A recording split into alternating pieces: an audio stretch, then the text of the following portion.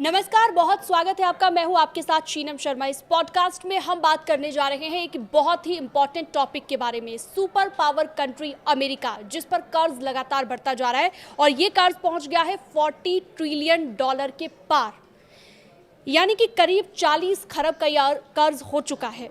ये हुआ कैसे, इस कर्ज के पीछे क्या ईरान जंग बड़ी वजह है, इन सभी सवालों के बारे में जवाब हम लेंगे। मयंक मिश्रा मेरे सहयोगी मेरे साथ लगातार जुड़े हुए हैं।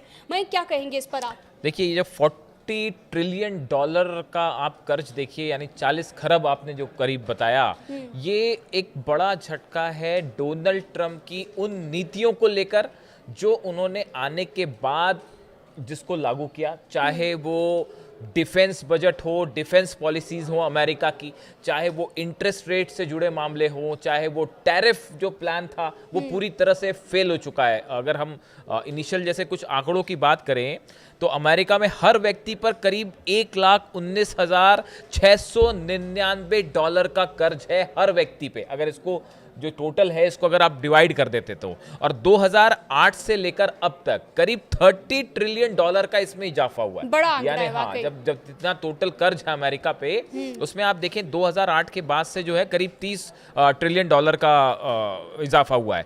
रोजाना ब्याज चुकाने पे करीब $3.8 अरब खर्च हो रहे हैं, यानी जो डेली इंटरेस्ट अमेरिका को पे करना पड़ता है कर्ज के ऊपर, उसी में $3.8 अरब रोज खर्च हो रहे हैं। देखिए, मैं एक CNN की रिपोर्ट पढ़ रहा था, उसके मुताबिक फिस्कल वॉचडॉग ग्रुप पीटर जी पीटरसन फाउंडेशन के CEO माइकल पीटरसन ने कहा कि अगर यही हाल रहा तो सिर्फ 6 साल में अमेरिका का कर्ज $50 ट्रिलियन तक पहुंच जाएगा, अगर ऐसे ही मामला चलता रहा तो।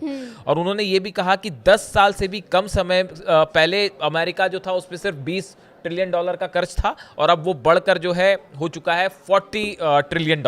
और अमेरिका वास्तव में अपनी अर्थव्यवस्था और अपने देश के भविष्य को खतरे में डाल रहा है। इस तरह के तमाम इकोनॉमिस्ट जो हैं वो अपनी राय रख रहे हैं। शीनम, बिल्कुल, देखिए, ये अब सवाल ये है कि आखिर ये कर्ज जो लगातार बढ़ता जा रहा है, जो आपने बड़े बड़े आंकड़े पेश किए, इसके पीछे की वजह क्या है? बहुत सारे लोगों का अलग अलग राय है इसके बारे में, लेकिन डिफेंस की हम बात करेंगे। अमेरिका बहुत बड़ा हिस्सा खर्च करता है अपना डिफेंस के ऊपर। खासतौर पर क्या हम ये समझें कि हाल ही में जो जंग हमें देखने को मिली, जो ईरान जंग है, वो भी एक बड़ा रीजन है इसके पीछे कि कर्ज लगातार प्रति व्यक्ति बढ़ता जा रहा है अमेरिका? देखिए, डिफेंस पर करीब $2.5 अरब जो है वो रोज खर्च करता है अमेरिका, डेली, एवरीडे। और देखिए, इसमें मामला ये है कि आप देखें डोनाल्ड ट्रंप के आने के बाद से, चाहे एक सबसे बड़ा तो मुद्दा ईरान जंग रहा, जिस तरह से डोनाल्ड ट्रंप और उनके एडवाइजर्स ने सोचा था कि जब हमले हुए ईरान पर, तो इनिशियली उन्होंने सोचा था कि हम 4-5 दिन में जो है वो जंग जीत लेंगे, और मैक्सिमम अगर जंग चलती भी है तो 10-15 दिन से ज़्यादा जंग नहीं चलेगी, इस तरह का उनका अनुमान था।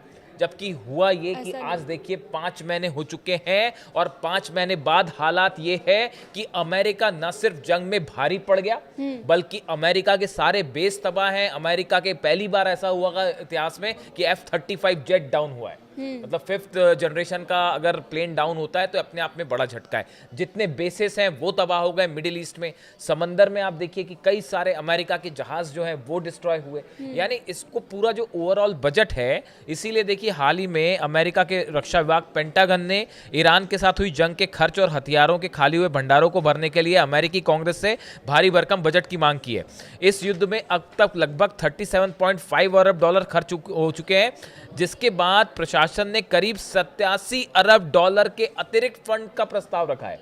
यानी आपने जो है करीब $37 अरब जो है वो खर्च कर लिए, अब उसको बढ़ा के आप कह रहे हैं कि $87 अरब और चाहिए ताकि जंग की जाए, और उसमें $67 अरब तो सिर्फ ईरान के साथ जंग के लिए मांग रहे हैं। तो देखिए, हालात ये है कि जो पहला फैक्टर है अमेरिका के इस कर्ज में, वो है ईरान से करारी हार अमेरिका की डिफेंस पॉलिसी की हार है, जो फाइनेंशियल नीतियां थी उसकी हार है, जो प्रोजेक्शन था वॉर को लेकर कि इतना खर्च होगा, वो खर्च उससे कई गुना आगे बढ़ गया, और टाइम भी काफी आगे बढ़ गया। तो इस पूरे डिफेंस सेक्टर में आप देखें, और इसके अलावा सिर्फ यहाँ का सवाल नहीं है, कभी आप वेनेजुएला पर हमला करते हैं, कभी कहते हैं ग्रीनलैंड पर हमला कर दूंगा। तो ऐसे जो ये जो लिस्ट है इसमें अगर इस तरह के ऑपरेशंस अगर आप करते रहेंगे जिनका कोई अंत नहीं है। नीतियां हैं हम कह सकते हैं, तो ये बात ट्रम्प सरकार ने अपनाई, ये बात डिफेंस की रीजंस रहे, डिफेंस की हमने बात कर ली। अब बात कर लेते हैं इंटरेस्ट रेट की, क्योंकि इंटरेस्ट भी काफी लगता है जितना आप कर्ज लेते हैं और जो ब्याज अमेरिका को इस पर चुकाना पड़ता है। क्या हम ये कहें मयंक कि कर्ज भी एक बड़ी वजह है? हाँ देखिए, बिल्कुल। क्या होता है कि जब भी कोई सरकार कर्ज ले रही है कहीं से, तो उसमें आप जो इंटरेस्ट पे करते हैं, जैसे अमेरिका का अगर आप आंकड़ा ले तो केवल ब्याज चुकाने में ही रोज अमेरिका को 3.8 अरब डॉलर का खर्च करना पड़ रहा है। यानी एक दिन में आपने जो कर्ज ले रखा है उसको वापस करने में ही आपको रोज करीब 3.8 डॉलर का इंटरेस्ट देना पड़ रहा है, उसमें ब्याज देना पड़ रहा है। जैसे हम बैंक से कोई कर्ज लेते हैं तो जो ब्याज देते हैं, इंटरेस्ट वैसे ही 3.8 डॉलर का कर्ज देना पड़ रहा है पर डे। बढ़ते कर्ज के साथ उसका ब्याज भी सरकार के लिए बड़ी समस्या बनता जा रहा है। पुराने कर्ज पर निवेशकों को ब्याज देना पड़ता है और कर्ज बढ़ने के साथ ही यह खर्च भी बढ़ता जाता है। इससे सरकार के पास दूसरे जरूरी कामों के लिए उपलब्ध पैसा सीमित हो जाता है।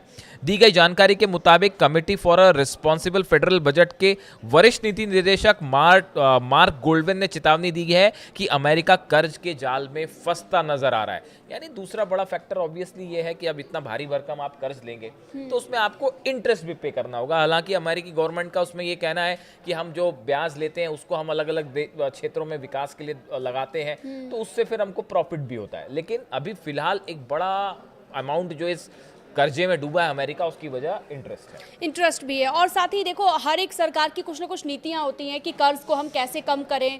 ट्रम्प सरकार की अपनी नीतियां हैं।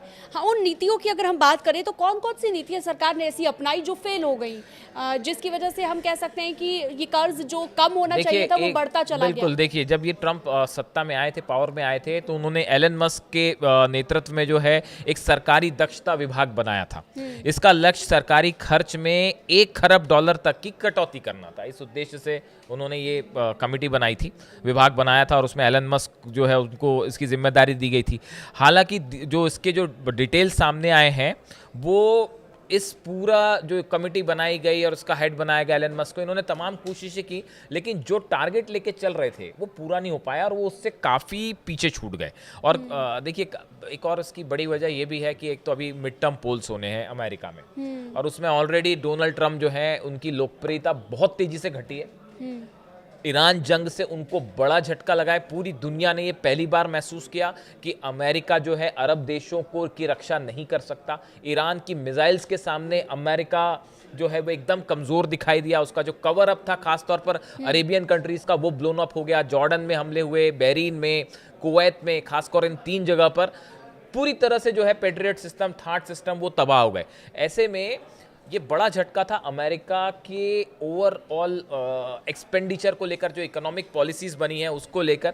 तो वो एस्टिमेशन जो उन्होंने लगाया था वो पूरी तरह से गड़बड़ा गया। तो ऐसी कई नीतियां रही जो नुकसान दे रही इस पूरे मामले में। प्लान की भी बात कर लेते हैं, क्या वो भी फेल हो गया? एक रीजन हम ये भी मानकर चल सकते हैं कि कर्ज बढ़ने के पीछे? देखिए, अब टैरिफ का सवाल ऐसा है, टैरिफ एक ऐसी चीज है जिसको लेकर डोनाल्ड ट्रंप ने जितने बदलाव किए अमेरिका की नीति में, वो उससे ज्यादा बदलाव आपको पूरी दुनिया में किसी भी प्रेसिडेंट के इतिहास या किसी भी प्राइम मिनिस्टर की पॉलिसी को लेकर देखने को नहीं मिलेंगे। डोनाल्ड ट्रंप अब उन्होंने एक नया, जो अभी इस समय जो सबसे ज्यादा चर्चा में है, कि रशिया से अगर आप तेल खरीद रहे हैं तो आपके ऊपर जो है वो 100% टैरिफ 5 देशों पर लगाने जा रहे हैं, वो जिसमें भारत भी शामिल है, जिसमें चाइना भी शामिल है, और 31 तारीख को उस पर चर्चा होनी है अमेरिकी संसद में।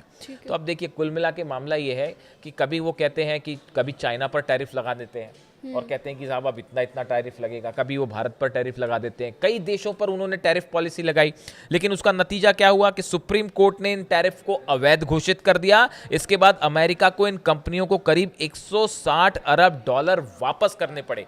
यानी जो टैरिफ्स लगाए थे इन्होंने, जब सुप्रीम कोर्ट ने, अमेरिका की कोर्ट ने उसको रद्द कर दिया, असंवैधानिक करार दिया, उसके बाद $160 अरब अमेरिका को वापस करने पड़ गए।